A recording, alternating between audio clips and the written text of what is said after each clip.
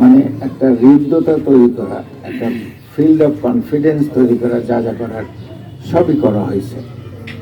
এখন গণ অধিকার পরিষদ আর বিএনপি যে একত্রে কাজ করতেছে, এটার উপরে কোনো সন্দেহ নাই।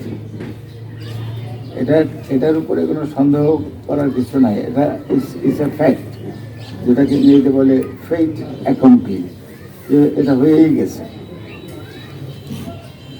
আজকে ফাহিম, ছোট ভাই ফাহিম এখানে যে প্রেস কনফারেন্সটা করলো, এটা ফর্মালি সবাইকে জানান দেওয়ার জন্য যে আপনারা যাই শুনে থাকেন, যেই যা বলে থাকুক, আমরা বিএনপির শরিক দল, আমরা হাতে হাত ধরে কাঁধে কাঁধ মিলিয়ে আমরা নির্বাচনী অ্যাক্টিভিটিস বা নির্বাচনের কাজ করে যাব।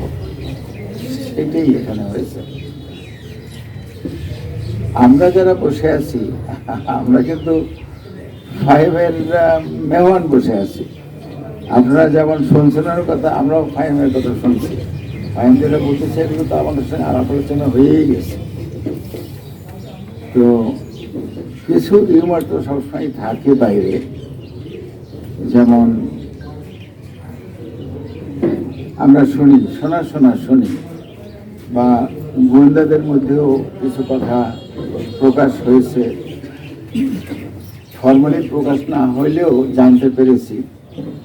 সেটা হলো বাংলাদেশের নির্বাচন বিগত দিনে আমরা দেখেছি দুইটা ধারা।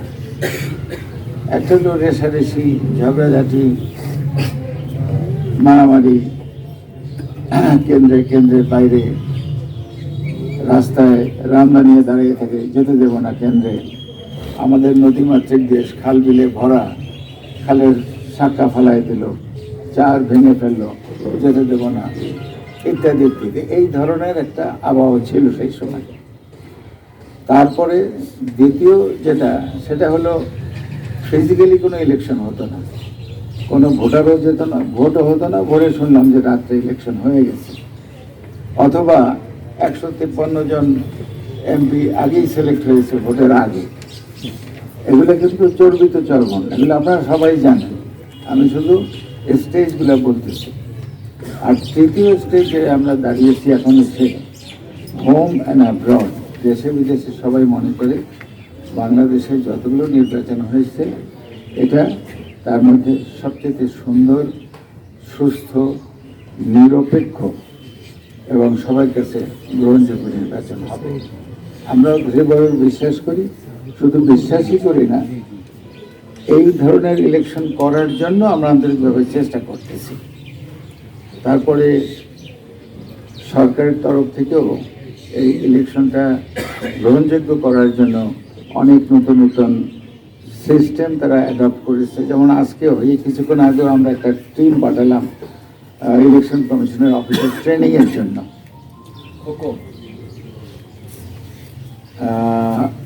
ঢাকা থেকে বেশ কয়েকটা টিম এসছে এখানে, আমাদের বিএনপি থেকেই আমাদের ভলান্টিয়ারদেরকে বা আমাদের কর্মীদেরকে ট্রেনিং দেওয়ার জন্য, নেতা কর্মীকে ট্রেনিং দেওয়ার জন্য। আবার আমরাও এখান থেকে কেন্দ্রের চাহিদা অনুযায়ী ছোট ছোট টিম পাঠিয়েছি ওখানে ট্রেনিংয়ের জন্য। তো ওখানে যে ট্রেনিংটা হয়, সেই ট্রেনিং এরা ফিরে এসে সবাইকে ট্রেনিং দেয় যে কীভাবে এই কাজটা হ্যান্ডেল করতে হবে। আর ওনরা এসে হাজার হাজার লোকে তো ট্রেনিং দিতে পারছে না, একটা সিলেক্টেড ধরনের 5 জন 7 জনকে ট্রেনিং দিয়ে যায়। এনারা আবার এই জ্ঞানটা সবার মধ্যে ফার্দার ট্রেনিংয়ের মাধ্যমে ছড়িয়ে দেয়। আর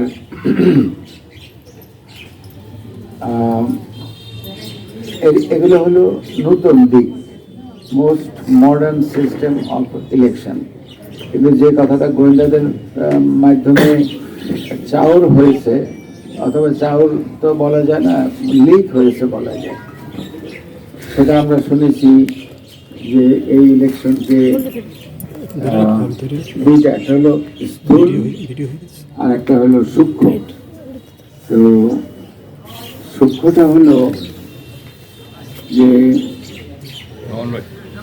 একটা একটা গ্রুপ, একটা দল বা তাদের সমন্বয় যারা, তারা খুব ভয়ে গিয়ে ভোট কেন্দ্রকে দখল না, আগে তো দখল করা হতো, এখন ভোট কেন্দ্র দখল করা হবে না, তারা লাইনটা দখল করবে।